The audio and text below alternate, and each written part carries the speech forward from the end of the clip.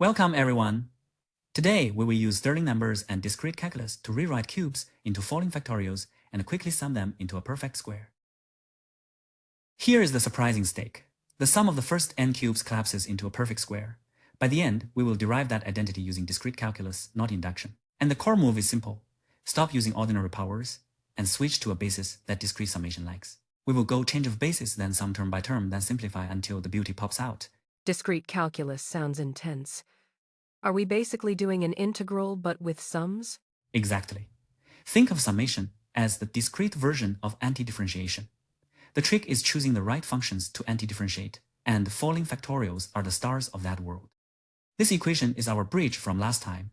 Falling factorials like x times x minus 1 and so on form a polynomial basis, and the Stirling numbers of the second kind tell you how to rewrite x to the n in that basis.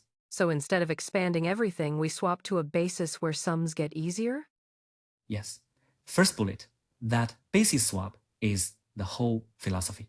We are not changing the problem, just changing the coordinates we describe the polynomial in. Second bullet, those coordinates are the Stirling numbers, s of n k. For us, we only need the row for n equals 3, so the arithmetic stays light. Third bullet, the discrete derivative delta is how discrete calculus talks.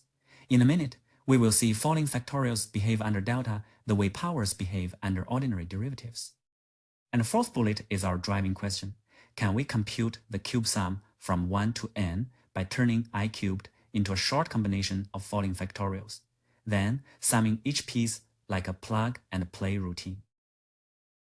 Keep your eyes on this. A messy-looking sum of cubes turns into a clean square. Our job is to make that feel inevitable, not magical. This equation states the destination. Sum from I equals 1 to n of I cubed equals the quantity n times n plus 1 over 2 squared.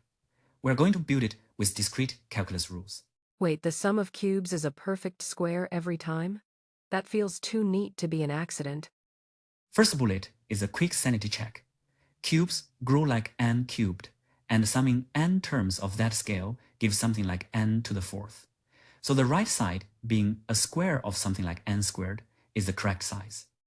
Second bullet, n times n plus 1 over 2 is the triangular number, the sum of the first n integers. So this identity is saying cube sum equals triangular sum squared. Third bullet is our method promise. We will not guess the square and then prove it. We will convert I cubed into a basis that has a built-in summation rule, and the square will fall out of the algebra. Now we build intuition. In continuous calculus, derivatives turn powers into lower powers with a coefficient. Discrete calculus has the same vibe, but the friendly functions are falling factorials. This first equation is the key. The forward difference of the falling factorial of order k plus 1 is exactly k plus 1 times the falling factorial of order k. That is the discrete version of the power rule. So if delta of something gives me a nice expression, then summing that nice expression should recover the something? Exactly. And the second equation is that recovery written as a clean formula.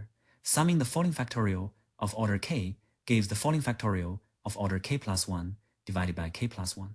It is literally the discrete antiderivative rule. First bullet is the analogy to keep in your head. Delta pairs with summation the way derivative pairs with integral. Second bullet is why the summation rule is trustworthy. It comes from telescoping. When you sum delta of a function across consecutive integers, almost everything cancels, leaving just the endpoints. Third bullet is our concrete plan. Use Stirling numbers to rewrite I cubed as a short linear combination of falling factorials of orders 1, 2, and 3. Then equation 4 will sum each term instantly. Now we do the first real computation, but notice it is mostly bookkeeping. We're just changing coordinates from powers to falling factorials. This equation is the change of basis for I cubed. It says I cubed equals a combination of 3 falling factorials, order 1, order 2, and order 3, with coefficients 1, 3, and 1. Why do we only go up to order 3? Is that because I cubed is degree 3? Yes. Falling factorials of orders 0 through 3 form a basis for degree 3 polynomials. So I cubed can be written uniquely using those 4 pieces. Here the constant term is 0, so we only see orders 1, 2, and 3. First bullet, We read the coefficients from the Stirling triangle rule for n equals 3. That rule is 1, 3, 1 for k equals 1, 2, 3. Second bullet, make sure the objects are concrete. Order 2 is I times I minus 1, and order 3 is I times I minus 1 times I minus 2. These vanish automatically for small I, which is part of why summing them is clean. Third bullet, quick check at I equals 2. The order 3 term becomes 0, and you get 2 plus 3 times 2, which is 8. So the identity is behaving as promised. Fourth bullet is strategy. Do not expand into powers of I. The whole point is that the summation rule talks directly to the following factorial form. Now the discrete calculus payoff. Once we are in the following factorial basis, summation becomes a one-line operation for each order. This first display block applies the discrete antiderivative rule 3 times. Order 1 turns into order 2 over 2, order 2 turns into order 3 over 3, and order 3 turns into order 4 over 4 with n+1 as the endpoint. So we never had to do a big polynomial sum. We just upgraded the order each time? Exactly. And now we plug the I-cubed decomposition into those 3 sum rules. This second equation is that substitution written cleanly. One term from order 1, one from order 2 with a factor 3, and one from order 3. First bullet explains the slightly sneaky index shift. Summing from I equals 0 to n is the same as from 1 to n. Here, because the following factorials of positive order vanish at I equals 0. Second bullet is a little satisfaction moment. The 3 inches front of the middle term cancels the divide by 3 from summation. That is one of the reasons this method feels engineered for power sums. Third bullet is discipline. We keep everything in following factorial notation for one more slide because it factorizes naturally and helps the final square appear without mess. Now we let the algebra reveal the result. Nothing clever is left, just a systematic simplification with a good factoring choice. This line takes the following factorials and rewrites them as products like n+1 times n-1 and so on. Then, after factoring, the whole expression collapses into the perfect square you saw earlier, n times n+1 over 2 squared. Oh wow, it is not a guess at all. The square is forced once the factoring is set up. First bullet is the mechanical step. Convert each following factorial at n+1 into a short product so we can see common factors. Second bullet is the key choice. Pull out n times n+1 over 2. Once that factor is outside, everything left in the bracket has a chance to simplify cleanly. Third bullet is the payoff. The bracket simplifies to the same factor n times n+1 over 2, which is exactly why the final expression becomes a square.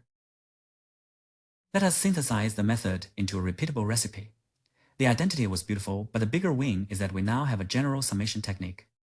First bullet, in the usual power basis, I cubed is awkward to sum directly. You either memorize a formula or do a separate proof. Second bullet, the bridge is the Stirling expansion, which is just a change of basis. Once you can write the power as a linear combination of following factorials, the rest is automatic. So the Stirling numbers are like a translation dictionary between two languages, powers and falling factorials. Third bullet, summing each falling factorial term is the discrete antiderivative move. You raise the order by 1 and divide by that new order, just like in continuous calculus. Fourth bullet, this is not special to cubes. If you want I to the 4th or I to the 5th, you take a bigger Stirling row and repeat the exact same pipeline. And this code is a quick verification. It computes Stirling numbers by the recurrence bills I cubed from following factorials, sums from 1 to n, and compares to the closed form square. For n from 1 to 10, you should see true every time. Time to show you own the method. Do the same 3 steps we did for cubes, but for squares. Practice prompt. Rewrite I squared in the following factorial basis, then use the order, raise, and divide summation rule and simplify. Try to keep it in following factorial form as long as possible. And the reflection is basically asking what made this feel so smooth compared to summing powers directly. Here is the worked solution.